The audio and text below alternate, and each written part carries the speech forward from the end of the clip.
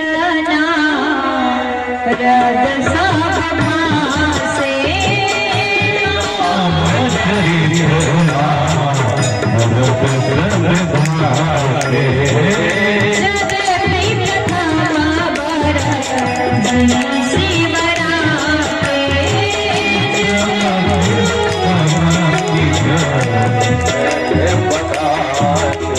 कहते हैं कि काम चरित्र नारद सब भाषे, पूरी काम कथा सुना देते हैं नारद जी, जो विष्णु जी को सुनाने के लिए भगवान शंकर ने मना किया था, लेकिन वही काम चरित्र सुना देते थे।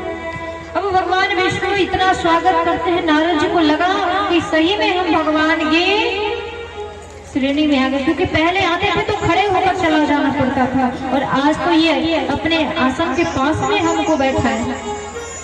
वहां से नारद जी जल्दी से आज्ञा लेते हैं और चल दिए। अब भगवान विष्णु ने क्या करे कि जिस रास्ते से जा रहे थे वही एक नगर की माया से नगर की रचना करते हैं, जिसका नाम है श्रीपुर, जहाँ के राजा हुए सिलनिधि, उनकी पुत्री हुई विश्वमोहिनी। नारद जी जा रहे थे विष्णु जी से मिलने के लिए, तो कोई नगर नहीं, लेकिन आ रहे हैं तो नगर की रचना हो गई, क्योंकि संत के हृदय में काम आ जाए भगवान देख नहीं सकते, भक्त के हृदय में काम क्रोध आ जाए भगवान को अच्छी नहीं लगती, इसलिए उन्होंने नगरी की रचना करी। नारद जी ने देखा, नगरी में प्रवेश करते हैं, सिलनिधि राजा स्वागत करते हैं, आसन पर बिठाया और अपनी बिटिया को बुलाकर और उनकी हाथ की रेखा दिखवाते हैं कि थोड़ा इनकी हाथ की रेखा देखा, क्योंकि उनका विवाह होने वाले थे, वरमाला होने वाले थे। अब नारद जी ने देखा हस्त रेखा, तो हाथ की रेखा बता रही है, और बता क्या रही है, जो ही बाराई अमर सोई होई,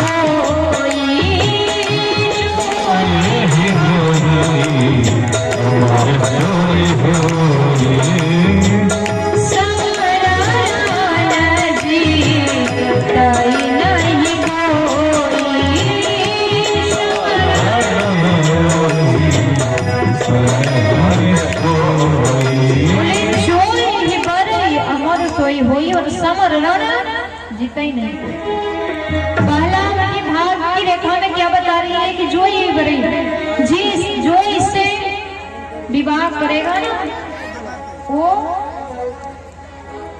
अमर व्यक्ति से ही इनकी विवाह संपन्न हो जाएगा। जो ये बड़े अमर सोई, जो अमर है उन्हीं से इनका विवाह होगा। लेकिन नारद जी ने कहा कि अगर सही सही बता देंगे तो हमारी टिकट पहले ही कट जाएगी, इसलिए नारद जी ने क्या कहा कि जो यही बड़े अमर सोई हुई, भाग्य की रेखा बता रहे कि इसको जो वरण करेगा वही वरण करेंगे जो अमर होंगे। लेकिन नारद जी ने कहा इनका विवाह जिनसे हो जाएगा वो व्यक्ति अमर हो जाएंगे।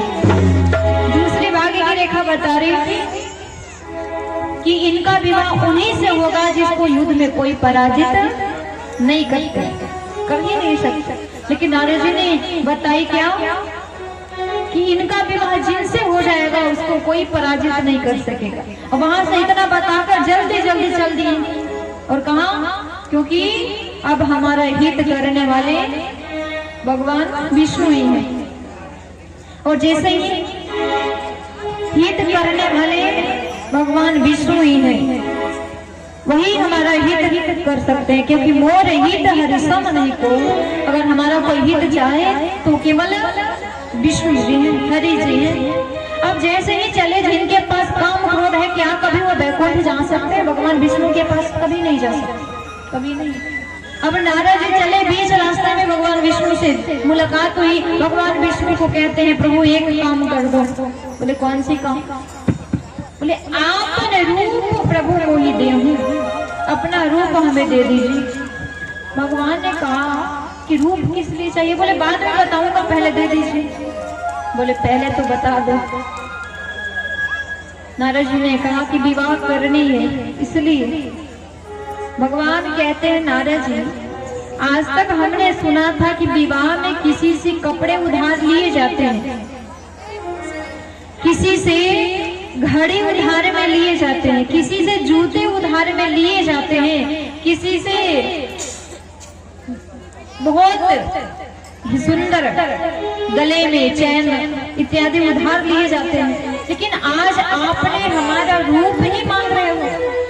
ये तो पहली बार ऐसी बात हो रही है, लेकिन कोई बात नहीं। नारद जी ने कहा, प्रभु जेहि विधि नाथ कोई गीत मोरा, जेहि विधि नाथ कोई गीत मोरा, हरहु सुदेवी दास माय तोरा।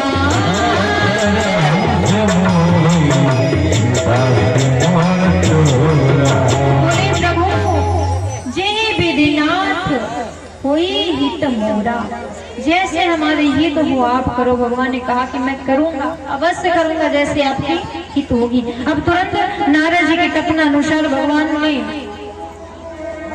नारद जी को अपना रूप तो प्रदान कर दिया, लेकिन मुख बना दिया बंदर का। अब बंदर का रूप नारद जी खूब प्रसन्न चले सिलनिधि राजा के यहाँ, जहाँ वरमाला का कार्यक्रम होने वाले थे। भगवान शंकर ने 2 गणों को भेज दिया था। 2 गणों को भेजे थे, किस लिए?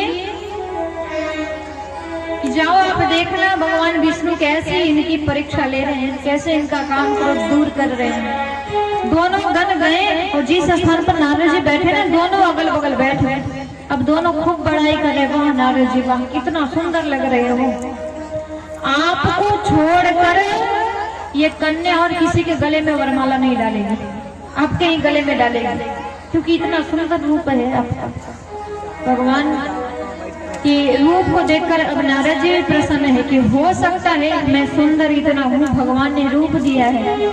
उसी समय विश्व मोहिनी आई वरमाला को लेकर, और सबसे पीछे बैठे हुए थे हमारे स्वयं विष्णु जी राजकुमार के वेश में, उनके गले में जाकर वरमाला डालते हैं। बोले दुल्हन ले गए लक्ष्मण निवासा, नृप सब देख भय उदासा।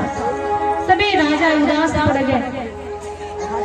अब गणों ने कहा, बाबा पहले से तो उठक बैठक कर रहे थे कि हमें ही गले में हमारे ही वरमाला जाएगी, लेकिन जाकर अगर देखने के लिए दर्पण नहीं मिल रहे हैं तो पानी में भी तो मुख देख लीजिए।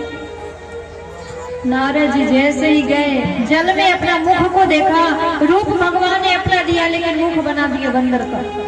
इतने क्रोधित है कि विचार करते हैं, देव श्राप की मर ही जाऊं, मैं श्राप दूं उन्हें या मैं स्वयं मर जाऊं।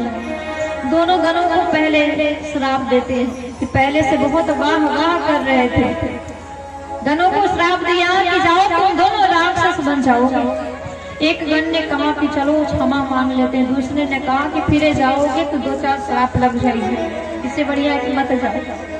अब नारद जी वहां से चले कि आज तो छोड़ूंगा नहीं, परम स्वतंत्र न सिर पर कोई और भाव है मन कर रही, जो मन में आता है वो करते हैं। जैसे ही पहुंचते हैं मिलने के लिए भगवान से बैकुंठ, श्रद्धालु भक्तगण ध्यान देंगे, पंडाल में प्रसाद वितरण का कार्यक्रम चल रहा है। जो भी श्रोता बंधु भोजन ग्रहण करना चाह रहे हैं तो पंडाल में जाकर भोजन जरूर ग्रहण कर लेंगे, और साथ ही जो श्रोता बंधु हैं वो भोजन ग्रहण करने में मदद भी करेंगे। महिला और पुरुष दोनों माताएं बहनें भाई बंधु जाकर प्रसाद ग्रहण कर लेंगे। दोनों के लिए वहाँ पर सुविधा उपलब्ध है। श्री राधे।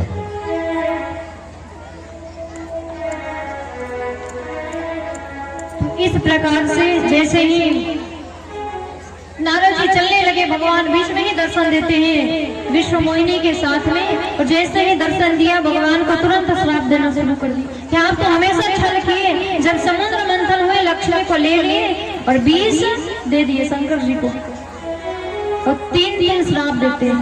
पहला श्राप दिया कि जैसे आपने हमारा ये छल किए हैं मनुष्य का रूप धारण करके, वैसे मनुष्य का रूप धारण करना पड़ेगा।